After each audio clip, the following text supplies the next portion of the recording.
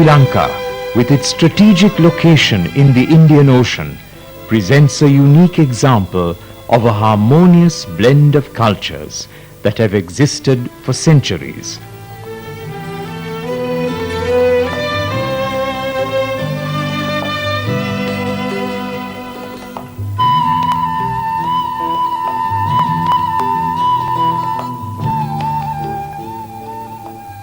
Today, its main ethnic groups consist of Sinhalese, Sri Lankan Tamils, Indian Tamils, Moors and Burghers. The main religions professed by the people are Buddhism, Hinduism, Islam, and Christianity. The first historical events concerning Sri Lanka are recorded in the Deepavansa and the Mahavansa, two ancient and erudite Buddhist chronicles. According to them, an Indian prince, Vijaya, arrived on the northwest coast with his band of 700 men in the year 543 BC.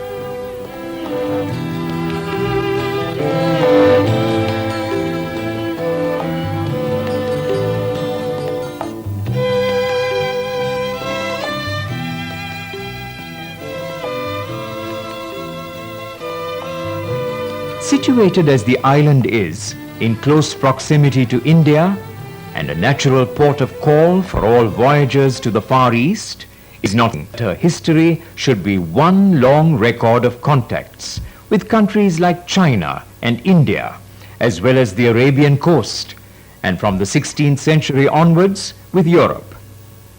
In 1796, the British captured the maritime provinces of Sri Lanka from the Dutch, and in 1815 they annexed the Kandyan kingdom and established their rule over the whole island till 1948, when Sri Lanka regained its independence through a process of peaceful constitutional evolution.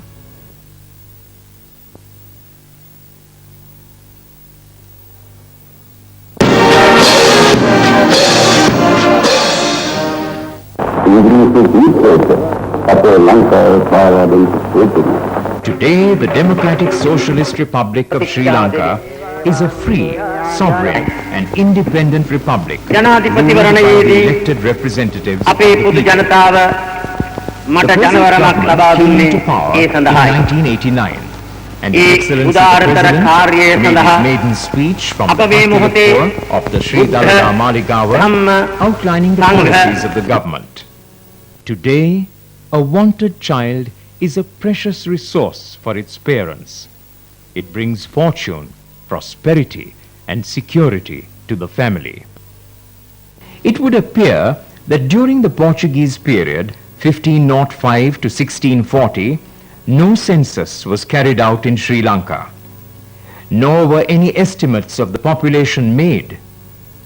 The Dutch, who seized power from the Portuguese, regarded census as mainly useful for taxation purposes. The first enumeration of the population of Sri Lanka was undertaken in 1789. It was confined to the inhabitants of the maritime provinces. It gave a total of 817,000 persons. It is suspected that there was a serious underestimation, as the count was made for purposes of taxation. However, the first census in the modern sense was taken in 1871 during the British period. The population enumerated in this census was 2.4 million. The present population of the country is 17.5 million. The welfare activities initiated by successive governments in Sri Lanka since education, free health services, subsidized food and other development activities have immensely contributed to the elevation of the quality of life among the people. Significant achievements in the field of health and other related fields could be seen. The infant mortality rate, which was 140 in 1945, was reduced to 19 per thousand live births in 1990. The maternal mortality rate, which was 16.5, was brought down to 0.5 in 1986.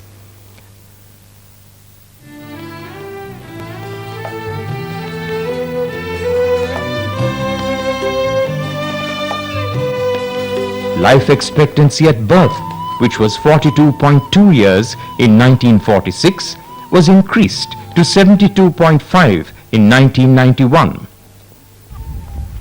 The literacy rate, which was 17.4% in 1881, was increased to 8.2% in 1981. Special mention should be made of literacy rate among women, which was brought up to 83.2% from 3.1% in 1881.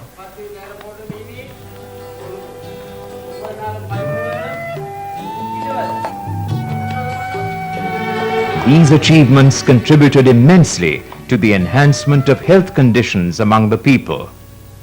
Sri Lanka is mainly dependent on an agriculture plantation economy. As such, most of the investments had been in this field. The main investments had been in tea, rubber, and coconut, the main plantation crops in the country.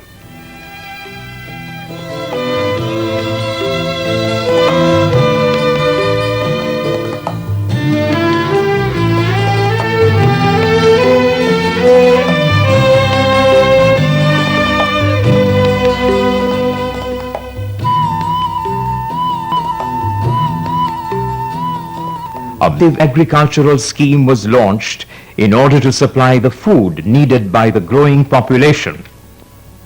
The giant Mahavalley scheme and the other irrigation schemes, which were spearheaded by successive governments, produced different food items needed for consumption as well as for export.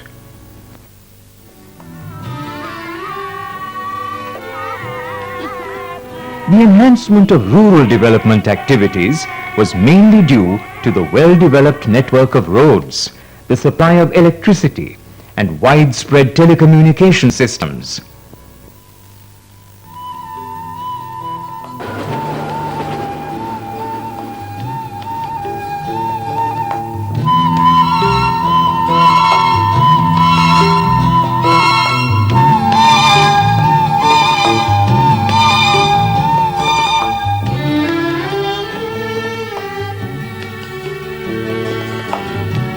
Though a large capital investment had to be set apart for rural reconstruction and development, its net result was that in Sri Lanka there was no rapid urbanization as seen in the other developing countries. Today, nearly 75 to 80% of the Sri Lankan population live in rural areas. Poverty alleviation was one of the most innovative programs of the present government, Jana Savya, where the poorest of the poor are supplied with basic amenities needed for better living, and also certain skills and capital are provided for a productive future, is no doubt a commendable step taken to enhance the quality of life of the people.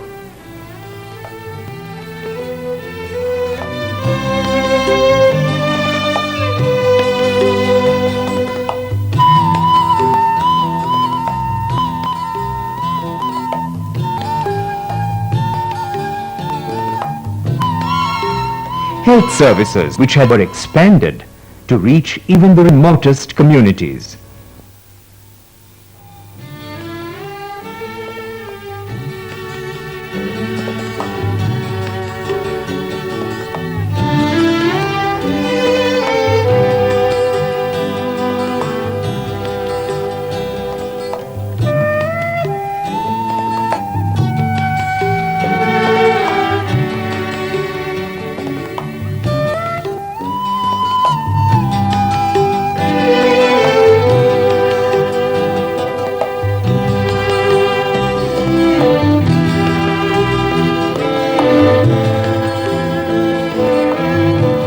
Not only curative services, but also the preventive services, mainly the health education services, to educate people to practice proper health habits, was streamlined.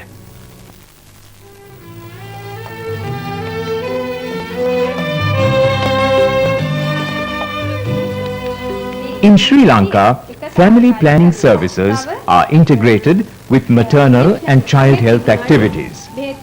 The first organized attempt in educating the people in family planning was initiated by the Sri Lankan Family Planning Association in 1950 scientific methods. The action division was established under the Ministry of Policy Planning, was transferred to the Ministry of Health, thus bringing both population policy planning and service delivery under one ministry.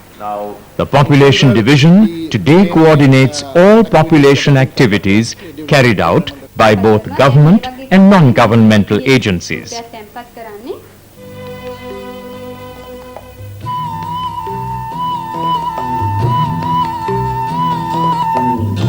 The Department of Health Services has expanded its maternal and child care services by establishing Gramodaya health centers, where a public health midwife is appointed to a population of 3,000.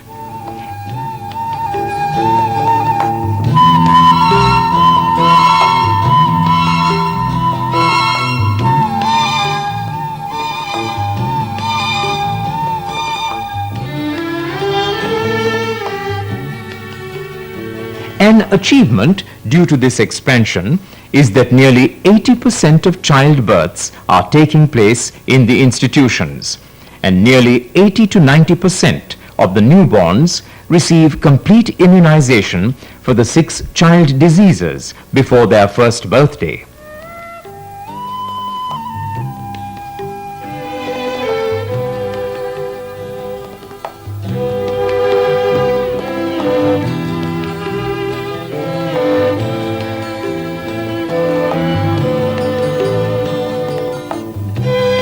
In spite of all these achievements, the rapid growth of population still poses a considerable threat to our development activities.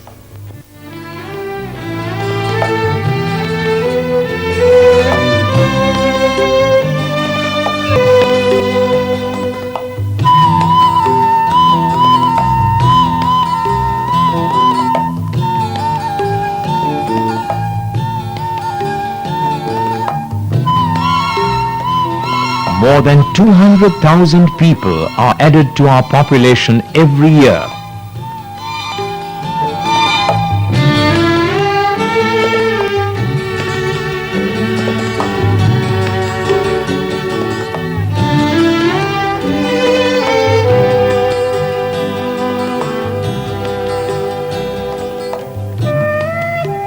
About 1/3 of the total population is below 14 years of age.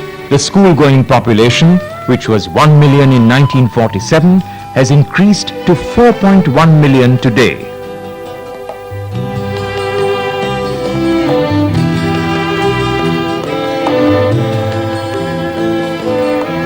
Our challenges are to provide food, clothing, and education for these increasing numbers. With a view to improving the quality of life, the government of Sri Lanka provides not only free education, but also free textbooks and midday meals, as well as school uniforms.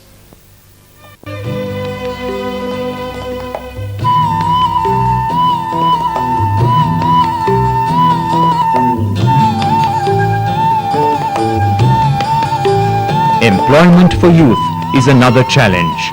It is necessary to provide about 200,000 new jobs each year to bring down the unemployment rate by half at the end of this decade.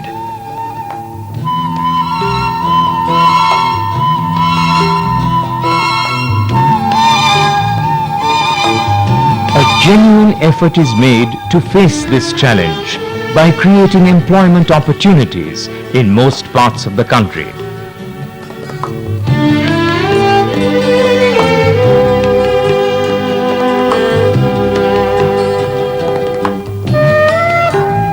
One limitation in increasing food production is the limitation of cultivable land area.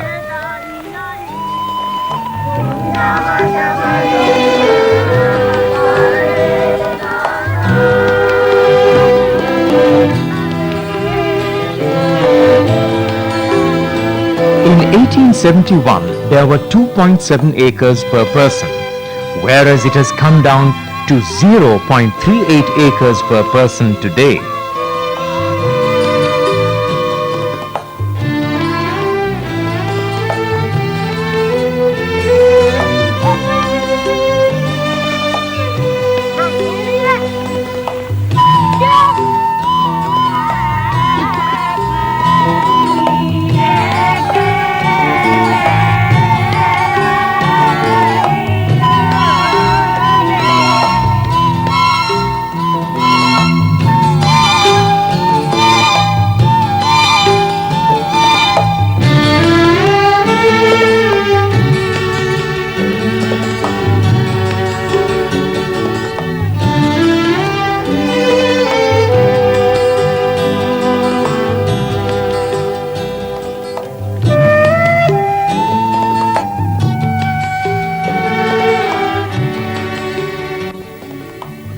population density, which was 37 per square kilometer in 1871, had increased to 267 per square kilometer in 1991.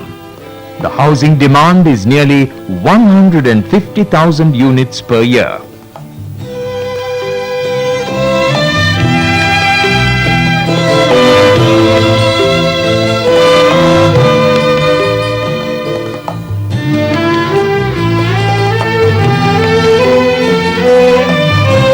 As a result, the destruction of natural resources has increased.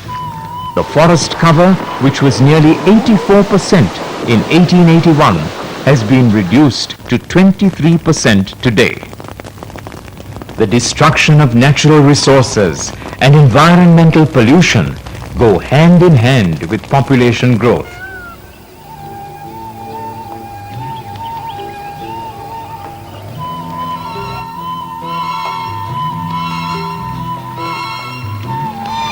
The population in Sri Lanka is expected to be 24 million by the year 2040. Among the institutional factors in population activities, strong government commitment takes an important place.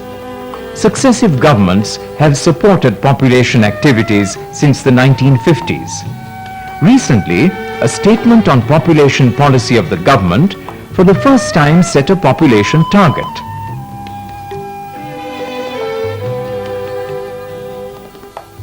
Whereas Sri Lanka, having pursued an enlightened population program in the last 2 decades, has made considerable progress in providing to its people a high quality of life. And whereas this achievement has been made through a consistent government policy on population and a commitment to improve the standards of education and health, chiefly maternal and child health, and of other factors that enhance the well-being of its people. But notwithstanding these achievements, Sri Lanka continues to be among the more densely populated countries in the world, and the continued increase in its population would result in severe stress being placed upon the natural resources and environment, and also efforts to improve the quality of life of its people through better distribution of goods and services, and of population, and particularly the elevation of poverty, providing full employment and housing for all. And whereas it is therefore necessary to reach replacement level fertility, an average of 2 children per family in the reproductive ages, at least by the year 2000, which would result in a stable population by the middle of the next century, declares that as the government is concerned with the present rate of growth of the population, it is government policy to take all measures to sustain a population in keeping with the resources of the country. Although considerable progress has been made in reducing the rate of growth of population to about 1.4%, Sri Lanka still adds more than 200,000 people to its population annually, which is about the same number that was added to the population in the 1950s, when the growth rate was twice the present rate. Therefore, continued growth of population, even at a slower pace of 1.4%, would double the population to 35 million around the year 2040. Thus, given the limited resource, land area, and high density of population, Sri Lanka has no option but to aim at population stabilization.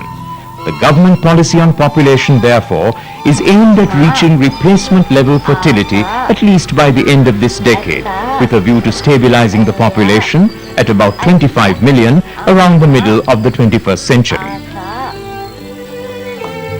Additional effort is required during this decade to reach this target, as the number of women entering the reproductive ages will be much larger than the number that entered during the previous decades. Therefore, more than 200,000 new acceptors of family planning will need to be recruited annually to reach the contraceptive prevalence rate of 72% by the end of the decade. The financial resources required for contraceptive commodities, information, education and communication activities, research and training activities would be in the order of 1,125 million rupees during this decade. Therefore, if additional effort is not made, there is a strong likelihood that favorable demographic trends observed during the past few decades would be reversed. This is the challenge we are facing today.